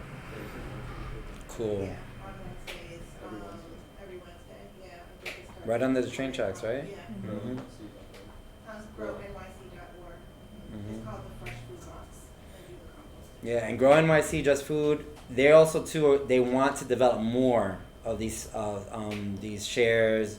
So if there isn't one local to you, you just reach out to them and say, hey, how can I be part of an organizing effort to get it local to me? And then just link up with people in your neighborhood. It's also a great opportunity to meet more people in your neighborhood. Just going to the farmers market, the CSAs volunteering with each other. A lot of CSAs too, what they do is that they'll do trips. They'll organize a seasonal trip to the farm, so you can actually go and see where your food is being produced and who's working on your food. You can volunteer on the farm and all that good stuff. So that's is building community around food, which is really important. Cool, awesome. What's some other stuff that we didn't get into? All right, so the workout stuff. So in terms of, let me paint a picture maybe of how a plant-based day can look. What kind of stuff you can consume. So in terms of, what your body needs to get nourished, we need a fixed amount of calories based off of what our body structure is and how much energy we're exerting. So we need to get a fixed amount of calories in our body. The issue with plant-based nutrition sometimes can be like, am I getting enough calories? Because, I could eat a whole lettuce, it might not meet the same caloric value as, like a carb or meat-heavy meal. I could get more calories there. I would argue, though, that it also is about nutritional density. So while this might not have as many calories, it might have more nutrition, the salad, versus eating that carb-heavy, mac and cheese or something like that. That might have more calories, but not as nutrition dense. So it's like a give and a take, like fill your belly up and feel full, or get the nutrients that your body needs. Now, there are foods that are calorically heavy that are in the plant-based world, and what I love to eat is a lot of potatoes and root vegetables. Now, there's a big movement, the paleo movement. Everybody heard of paleo eating? Like kind of eating like our ancestors, they say. I don't know whose ancestors they eating like, but it's not my ancestors. So in any case, paleo is like very anti like root vegetables and like potatoes and starches of this sort. And it's just silly to me. Like every time I eat a potato, I feel great and I feel nourished. You might not, but for me, I feel great. And so like those kind of things are great things that if you're trying to bring more calories into your system. Root vegetables, nuts, beans, lentils probably more than beans, are going to be really nourishing and getting a lot of calories. So it's not just about eating salads kind of thing. So when you're getting in the right amount of calories, then is a question of, am I getting my protein? The big question, do plant-based eaters get enough protein? So, first of all, I'm a plant-based eater. I weigh 200 pounds. I'm a high-level athlete. I do a lot of exercise. I've never questioned whether I'm getting enough protein. It's never been a question for me. I've never been like, oh snap, I gotta get my protein shake. Like sometimes my energy's low and I might do a plant-based protein, or sometimes I'm like really on the go and my day's crazy, so I might bring in some supplement like a plant-based protein, but it's never a concern for me. There's been no clinical examples in the U.S. of a protein deficiency. It's never happened. People don't. It's in third world nations where people are being starved off and bombed. Yes, there's protein deficiencies happening in certain regions of the world, but in the U.S. there's never been a case of that, right? So the meat industry has fed us this narrative. One, that protein comes from meat, which hopefully now we're kind of moving away from that narrative. We're starting to understand that it doesn't. And also, too, that that you're going to get more value protein-wise by eating more of a meat-heavy diet. Now, there's a thing called bioavailability. So when you consume something, the more bioavailable it is to you, to your genetic makeup, will make it easier for you to absorb. Okay? So the bioavailability of plants and vegetables is much higher for the human, for our human makeup, than consuming a foreign animal. Okay, does that make sense? So this piece of steak might have 20 grams of protein, and this salad with all the beans and nuts and everything might only have 10 grams of protein, but this is going to be more bioavailable to me. I'm going to absorb this better than consuming this piece of steak, okay? So you ever went to the like GNC or whatever, and you're like looking for the proteins, and you see the whey protein, which is a milk-based protein, and then you see the plant-based protein, and it's like half the value. You're like, what the heck?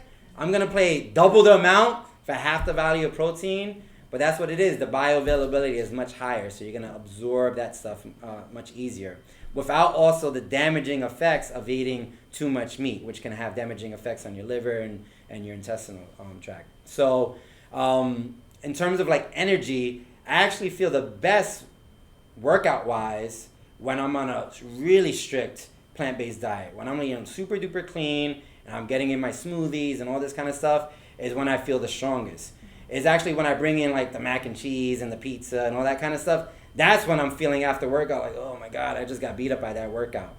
So we just got to get that out of our heads, that it's eating vegetarian or plant-based that's making us feel that way. Now, if you're not feeling full, that might be an indication that you're not getting your nutrients. That's your body sending you a signal like you need to do something about nutrition. So nutrients, so we're not only talking about the protein, the fat, the carbs, it's all essentials. So do not go on a no-fat diet. You need fats, you need healthy fats in your system. In fact, if you get a lot of good healthy fats, it's going to help shred that unwanted fat that you have in your body and create more lean mass in your body. But that's another workshop. But in terms of micronutrients, vitamins and minerals, if you're not getting the proper vitamins and minerals, then you might always feel hungry. You might always feel like you're not, getting satisfied by the food that you're eating. So the micronutrients, the vitamins and minerals, that's where if you are just making this transition, you don't know where to get this stuff from, you're like reading blogs online, where the hell do I get vitamin K? All that kind of stuff, and you don't know how to source it or you can't access the foods. Like, everyone always says, like, if you're a vegan, take your B12 supplement. Like, there's B12 in the plant world, but maybe you can't source it for whatever reason. You don't like the nutritional yeast or whatever on everything. So you're like, I don't want B12, doing this shit. So take a B12 supplement. That's important. Supplementation shouldn't replace the foods, right? You should always primarily try to source it via your food. But if you can't get it via your food, supplementation is important. So who here does any kind of supplementations? Any vitamins that you want to share? Vitamin D and the B12. Why do you do vitamin D? Because I've been deficient in it. And we live in New York. It's like we don't get enough sun. Vitamin D and B12, you said. Yep, B12. Anyone else? Angie? So I used to take a lot of vitamins, but now what I found works for me is elderberry for immune support. I think it has other herbs in there. And then I also take a whole food supplement, which is like spirulina. I find that those supplements actually, my body absorbs the vitamins better as opposed to isolated supplements. I feel like I just pee it out. So I prefer whole food supplements and gummies. The elderberry supplement is a gummy. Yeah. Oh yeah, it's like candy. You're like, elderberry. I don't mind eating 2 a day. Yeah, the baby loves elderberry. But yeah, the whole food supplements is a good point. So the way that supplements are made is important. So it might be plant-based, but it might have gone through a lot of processing and it might not be whole food. So if you think about like, if I took a bunch of good stuff, put it in a grinder, blender, dehydrated it, made it into powder, that's the kind of supplement I want to be consuming versus something that has been, gone through a lot of other stuff. Someone else wanted to add. Darshan, you had? I just said vitamin D and other supplements, like a really big deficiency in that. Yeah, vitamin D stuff. I mean, again, when you live in, like New York City, a lot of high buildings, it's cold for a lot of time of the year, vitamin D deficiency usually runs rampant. And if you're not getting your proper vitamin D, you also can't synthesize protein well. Okay, so that might be some people who are feeling a little weak, especially in the winter months. If you're having a vitamin D deficiency, it might be because your body's not able to process that protein. So get the vitamin D in for sure. You had some? For me, the vitamin B12 supplement, and I like putting protein powder into my smoothies because I find that makes the smoothie thicker, and for me What kind of proteins do you use? I'll use either Vega protein powder or I'll fill in some peanut butter and that was Yeah, nice. So there's a lot of good plant-based proteins. So one of the resources that we're gonna share with y'all. Everyone signed the sign-up sheet? Yeah. One of the resources we're gonna share with everyone is plant-based proteins. And Vega is one of the companies that puts out a really good one. But again, thinking about the whole foods, finding ones that are whole foods, because now it's become popular to be, vegan, vegetarian. So what do the bourgeoisie do? They figure out ways to make money. So they cut corners and they make cheap product. So like you go and you get this pea protein that's not really doing much for you, and you're like farting and smelling all bad and stuff like that. So find the good stuff. Can doctors and nutritionists, can they give you supplements like whole food supplements? Yeah, for sure. So I mean, we're talking about today the stuff that you can do on your own, but you want to definitely get medical consultation on all this stuff. Because I don't want to be like a witch doctor and say, oh, this is the stuff you have to, for life, So go to doctors, get the support. I would say general practitioners don't know what they're talking about most of the time. So get a specialist. Work with nutritionists, especially nutritionists who are favorable to your dietary practices, because you might have a nutritionist who's very biased one way or another. You go to a vegan nutritionist and you share that you eat liver when you have your menstrual cycle, and they're like, oh no, don't do that. And you're like, no, my body feels good when I do it. Right? That's not the person you usually need to be going to. So find someone who's supportive of your practice before you take their advice. Just because they got a doctor in front of their name doesn't mean they know much. And I'll tell you, for fitness, for instance, most people who get fitness advice from doctors, it's like the worst. It's the worst advice they could have gotten, because the doctor, they get trained in their own field, in their own specialty, their own practice. To be a nutritionist, is a whole other layer of schooling, Also, if a personal trainer says, eat this, and that, I got the perfect diet plan for you, red flags should go up. Are they a nutritionist? Do they know what they're talking about? Do they know what the combinations of different chemicals are in your body? Have they done blood work on you? Don't be taking food plans from folks. So we haven't talked about this, but this is not promoting any fad diets or any fixed way of eating. You drink these smoothies for 10 days, and you're going to lose 20 pounds. All that stuff should be red flags. Okay, we're talking about finding stuff that feels good for your body and makes sense for you. But yeah, definitely get some advice from doctors, especially if you're, like you were saying, you're feeling empty. I mean, you're young too, so I got to eat a lot more. But if you're feeling empty, you're feeling you're not getting the nutrients, you can get that consultation. Blood work is, the medical industry is kind of messed up in our society. It shouldn't be hard to do. Some coverages cover it, some of us aren't covered. But if you can get blood work done, it's a good thing to do. Find out which deficiencies you might have. Yeah. Anyone else have any that they use? Any supplements? Any protein powders that they use? Yeah. Oh yeah, I use plant protein all the time. I used to do whey protein all the time. I still got a tub of it left at home, just sitting there. I'm gonna throw it out at some point. But yeah, when I switched to plant-based, I got the energy quicker.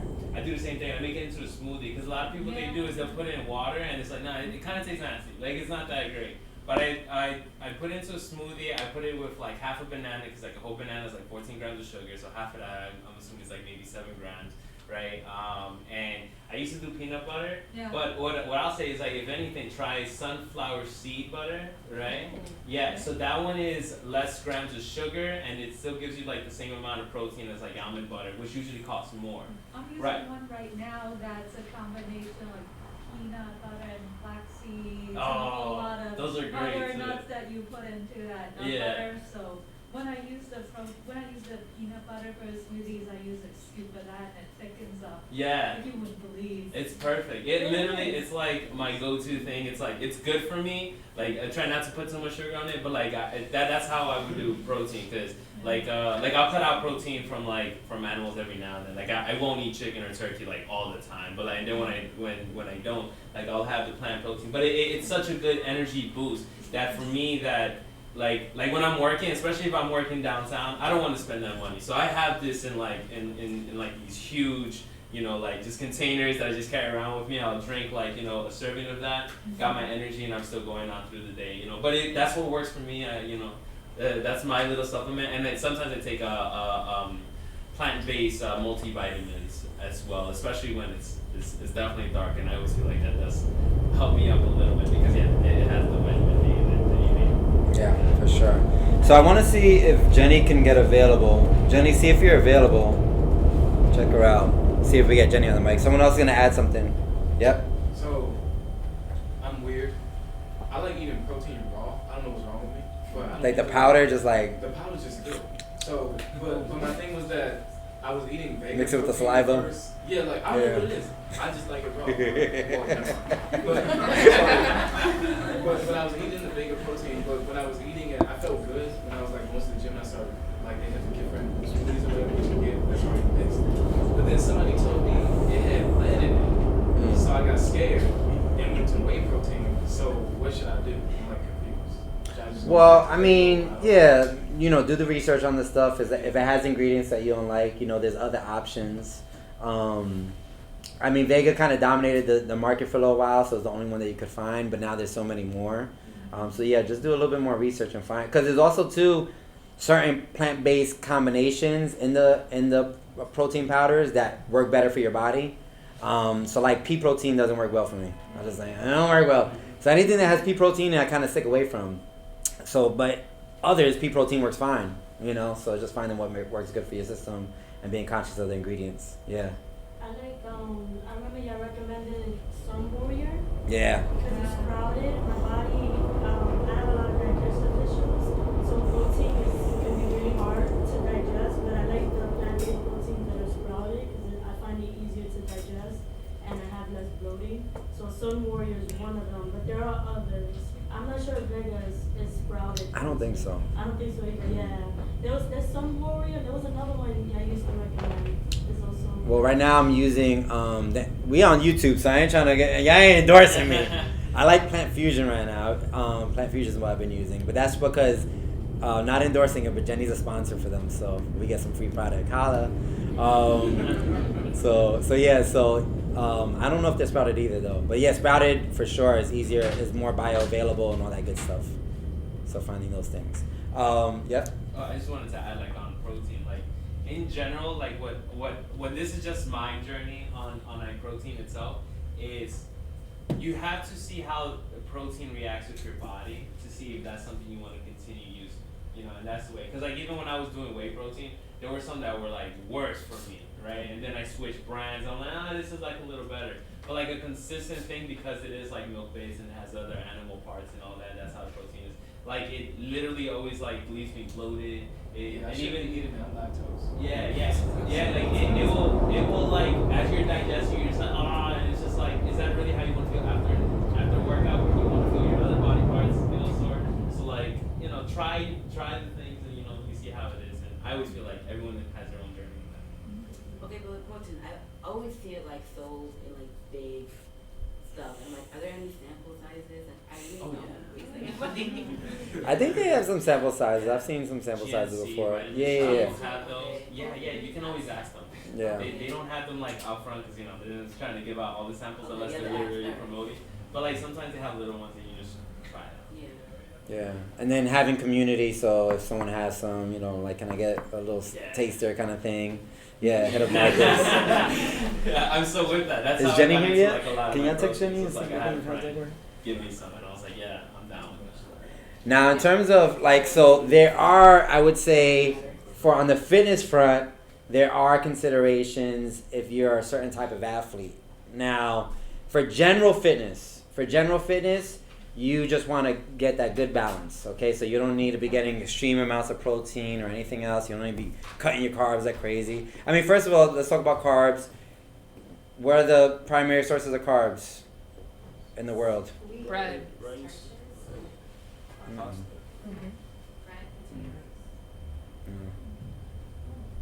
So, what else? Anyone know? Huh? Vegetables are the most bountiful form of carbs in the world. But we don't equate vegetables with carbs. We're thinking about starches. We're thinking about the breads and the pastas and all that kind of stuff, the processed kind of stuff. So this anti-carb wave that has kind of taken over the world, can be very dangerous because it also becomes like an anti-consumption of plants. And so we need to flip that on its head because as humans, our primary source of energy comes from carbohydrates. It's a primary source of energy. It's not a secondary, it's a primary source. So if you go on a low carb diet, you're not getting in the energy that you need. And so that's where you start running into a lot of other issues. Now people are like, oh, but I lost weight on this low carb. You could lose weight on a lot of bad stuff. You could eat cardboard and lose weight. You know what I mean? So just because you're losing weight is not an indication of health, okay? Because you also too is on the other end, we need to get away from the body image we associate with health, and that has a lot to do with food. So we equate skinny with healthy, and being overweight with being unhealthy, and we need to decolonize that relationship as well. Like I've struggled with that. Like, dang, should I put on more muscle or should I lose weight? Is this gonna, how are people gonna think about me? Especially in my field as a trainer, I get even more like self-conscious about it. But I gotta always check in on myself. Like, do I feel good? Where's my energy levels? Am I able to move? Am I able to do all the things I want to do? Then I should be happy with my body the way it is. But there's also folks who are very skinny, who present to society as healthy, who internally are all messed up because they're eating all the junk food, processed food, and then you get someone who's bigger bodied, who someone might associate with being unhealthy, who has tons of healthy nutrients and lean mass in their body and doing, they're an Olympic athlete and all this kind of stuff. And you're like, oh, they're pretty good for a big person. It's like, no, they are an athlete. They've done the things for their body. That's their body. That's how they express it. So I know some of y'all wanted some weight loss tips, and I don't do that. I'm sorry. I'm not a weight loss coach. I don't believe in weight loss coaching. I believe, embrace who you are and find, nourishment. And that comes out however it comes out. But if you are an athlete that your sport demands a certain thing, that's when you start getting into like, okay, am I getting enough protein to develop lean mass for my sport? Like if I'm a bodybuilder, I can be a plant-based vegan bodybuilder. We've seen it now. There's tons of great examples. That's why I like that Game Changer documentary. The best thing about that is showing all these athletes and people who we associate with health, showing the incredible results they're getting from a plant-based diet. So I think it's really powerful to see that stuff. People who are very muscular, who are, able to lift heavy weight being on a plant-based diet. People who are, ultra marathon runners on a plant-based diet. That's important. Case studies. Like we want to see ourselves in our narratives. So that's important. But that being said, most of us don't have those sports-related needs. Most of us don't. We're like fronting, like we just have general fitness needs, and so we need to not get so caught up in that stuff and be like, oh, am I getting enough protein kind of thing. But who here is an athlete and maybe has some athletic related questions? Anyone a runner, a bicyclist? Yeah. What do you do? Which sport? And do you have any special considerations like when you're going for a run or? No. I mean, just like if I do like a really, really long run, I try to make sure I get my electrolytes. So I do like coconut water because I try to reduce sugar. So I do coconut water and then like maple syrup also as a source of like sugar and to give me energy. Nice. And Awesome. bananas. Nice. Yep. And for me, I do kickboxing, Awesome. so I'm trying to eat things more after my workout that combine like fruits, vegetables, and a good source of protein. Nice. Cool. Awesome. Yep. I walk a lot. I walk dogs as a full-time job, and then I also do my training for myself. So I do a lot of different types of workouts. But I work out like 4 to 5 days a week, and then I do a lot of yoga too. And I find what works for me just listening to my body, and I know that I need a lot of carbs. So I try to be mindful of the type of carbs that I have. So like I always keep nuts in my bag so that I'm not, I have something nutrient dense that I can consume, and then I also try to eat a lot of fruit because I like sugar. Nice. Food is the healthy one. Yeah. Get it in there with that fiber. For sure. And also too, like when I ran a half marathon last year, And basically, like the night before, I was like, it was my first half marathon, so I was definitely in some spaghetti. Like, oh man, I read this in a book somewhere sometime. But during the race, I just had like this little fig thing that I made in a blender. Or Jenny made it. I'm fine. Jenny made it. And I was just like slurping on that thing like every mile, whatever. And I was good. I felt great, And I was seeing other people like burning out and tanking. I mean, I got there by like my last mile or two, but I definitely I also wasn't doing that much run training. Like I've always been a recreational runner, and leading up to it, I was increasing it, but I wasn't a runner yet. I wasn't doing like 5 sessions a week, blah, blah, blah. I was running maybe once or twice a week. I never ran longer than like 5 miles before the half marathon. And I really attribute it to my plant-based diet. I was like, my energy and my ability to recover while I was doing the race, I think was a big part of it. Also, too, some of my heaviest lifts, so as a strength athlete, some of my heaviest lifts have happened when I'm doing juice cleanses. So when I'm just like nothing but liquids, literally only green juices, is when I've seen some of my biggest lifts. Because the inflammation is down in my body's recovering super duper quick. It's not focused on like processing all this nasty stuff in my body, so I could just focus on strength gains. So, anyone see this? There's this big kettlebell in the back. We call it the Beast, 48 kilos. I was able to finally do a Turkish get-up with it. For those who know, I'm the 6th day of a green smoothie fast for the first time in my life. So it's 106 pounds I was able to lift overhead. So in any case, that's just my own experience. Also, too, I wanted to add, everyone has different needs. So maybe you have different monthly needs. Your body goes through different cycles during the month.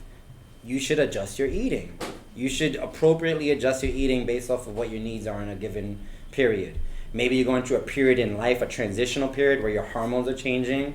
You're a teenager, you're going through menopause, different phases of our life. You're pre and postnatal, different phases of your life where you need to adjust your nutrition.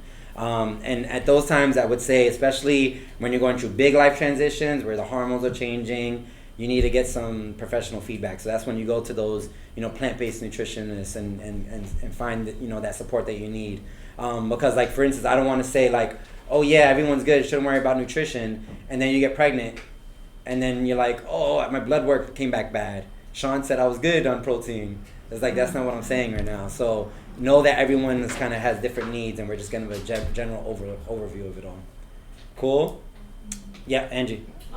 Another supplement that I take, I don't take it all the time, is primrose oil. Because one time I had a very horrible ovarian cyst. And when I went to the doctor, they were like, oh, you gotta wait till it explodes. And I was like, wait, not what? And then my friend, she has lupus. She suggested that I take primrose oil every time I'm menstruating. And I swear, like, the first night I took it, that the ovarian cyst went away and never came back. And I noticed that when I take it, it makes the menstrual process easier. But it has to be a good source of primrose oil.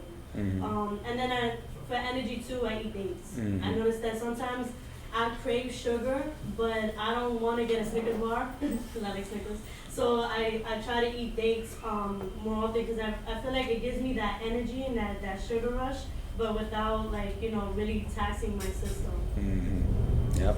And then we didn't say the nourishment, but I forgot to add that nourishment also, the food that we're eating is healing us. If we feel like we're getting healed by the food that we're eating, that's usually a good sign of nourishment. Also, too, things that we put on topically, so oils and essential oils and, sourcing those good things, so we're consuming that. If it goes on our skin, we're consuming it. If you're using a bunch of Tide detergent on your clothing, you're consuming that. All those chemicals, so you have to be conscious of all that stuff. It's not just what goes in your mouth kind of stuff. Yeah? Is there any rule of thumb to what to eat after a workout? Because I've heard a lot of, counterproductive advice from my whole life, and it's like, should I focus on energy or being full or not eat? I don't know. Yeah, pre-workout, you want to get a lot of good carbs, good sources of carbs. So that's what the fruits, the bananas, the figs, all that stuff. Post-workout, you want to get a good combination of carbs and proteins to revitalize the body. So that carbs to give you the energy back that you just spent, and then the protein to help with rebuilding the tissue throughout the body. Is there a time that you should wait to eat after? Well, pre-workout, you want to give a good hour before a workout. A heavy meal, 2 to 3 hours before a workout. You want to eat. You want to work out on a fairly empty stomach, but have enough energy. Bruce Lee used to talk about like he would never get into a training session if he didn't go through like 5 hours of fasting prior.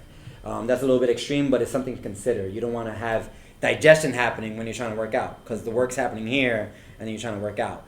So, but bringing in like an apple or banana an hour beforehand is good. And then post-workout, usually like anywhere between 30 to 45 minutes is when your body's going to really be receptive to something. So if you get something in quickly, that's why I like those plant-based proteins can really be good post-workout, because they usually have a nice combination of carbs and proteins. Yep, for sure. Cool. So I want to end talking about our Phoenix reset. So a big help in making the transition is going through one of these supportive kind of eating transitions. So it's this thing called the Phoenix reset, which is basically, it's like a detox of processed foods and sugary foods and meat-based heavy foods out of your diet. And we have a very systematic way that we go about it.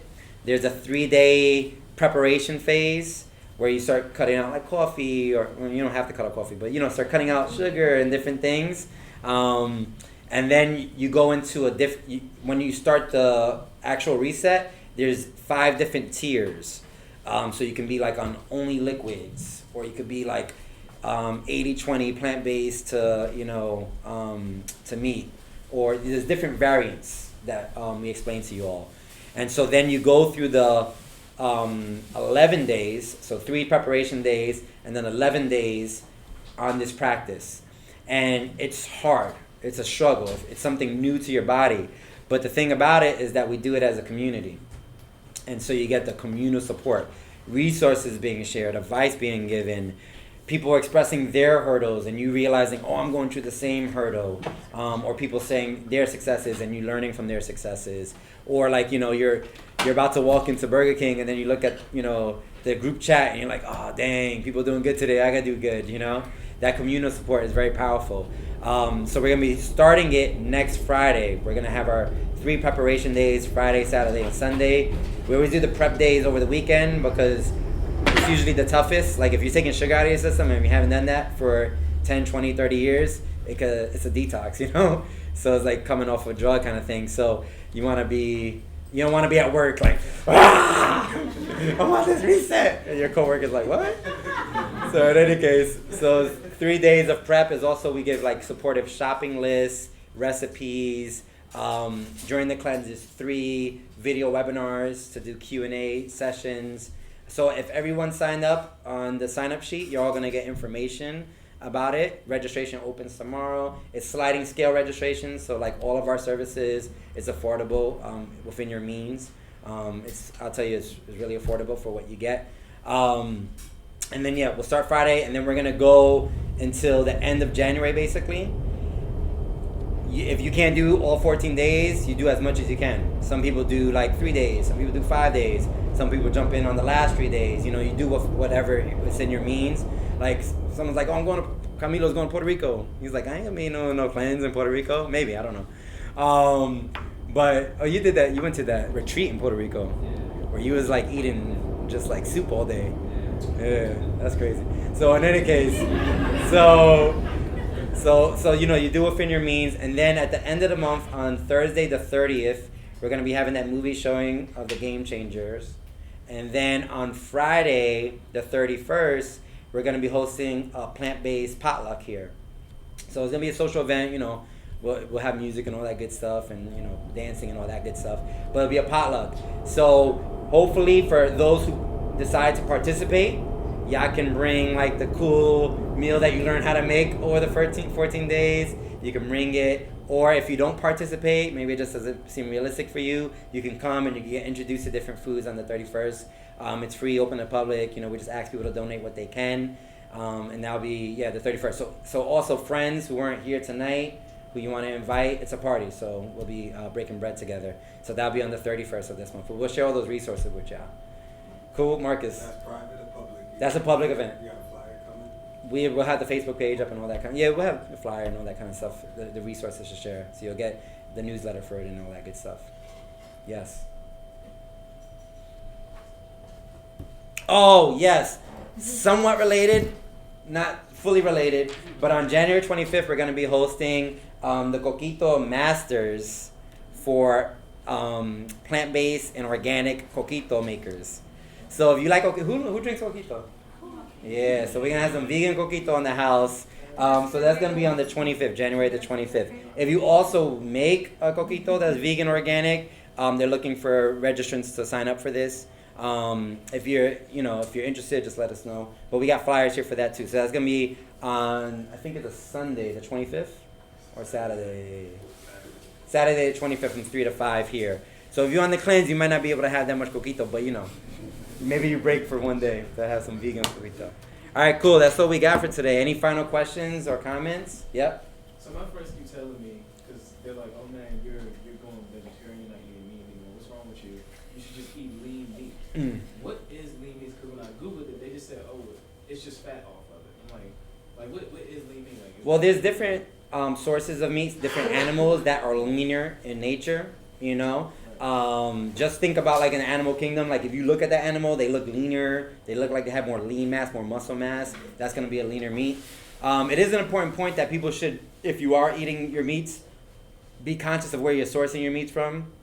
If you're just getting like the chicken and associated, that's just been pumped with steroids and stuff, like what is that, Purdue or whatever, don't eat that stuff, don't go to KFC and eat that chicken, that fried chicken. If you're gonna eat meat, get some good quality meat. It could be a little bit more expensive, but in the long run, you're gonna have less of the byproducts that you don't want in your body. And to piggyback off that, same thing with vegetables and fruits as well. Like there are a lot of fruits that are pumped with stuff and they're bigger and their colors change. Like I'm Ghanaian, so when my mother tells me like this is not how it's supposed to look like a fruit or whatever, I'm like wow, I've eaten my whole life. Like what is it? Not what it tastes like either. That's right. That's why the farmers markets are really good. Most of them usually have good growing practices. It's usually those big industrial farms that are pumping it full of stuff and making it really big. Also too, there's the Dirty Dozen, the list of the Dirty Dozen. Those are the recommended fruits and vegetables that you should try to get well-sourced. Or they say organic. Organic is, that term is big business too, so don't get caught up in the organic mess, but definitely source them well, like celery and stuff like that, and different things on the Dirty Dozen list. But also too, like, be conscious of where you're sourcing your foods, what the company is doing in that region of the world to get that food. So like coconut water is a good example. There's so many communities that are being ravaged by coconut water production, right? So like just regions in Thailand that are just being like ravished because there's high demand now in Western world, and so they're exploiting the workers, and so make sure you're we not a harmless plug, but Harmless Coconut Water is one of these companies that they're very out in the open about their practices with their workers. They pay all their workers with fair prices and all this kind of fair wages and all that kind of stuff. So it costs a little bit more. You get this coconut water is like $4.55, but it's because it comes with all that stuff. We know that they're paying their workers properly, so we're willing to invest in a higher quality coconut water. So be mindful of that stuff. Even in the plant-based world, there's a lot of hustle. Yeah? Cool. Well, thank you for coming out. And we'll be hanging around a little afterwards if y'all want to jam too. All right? So.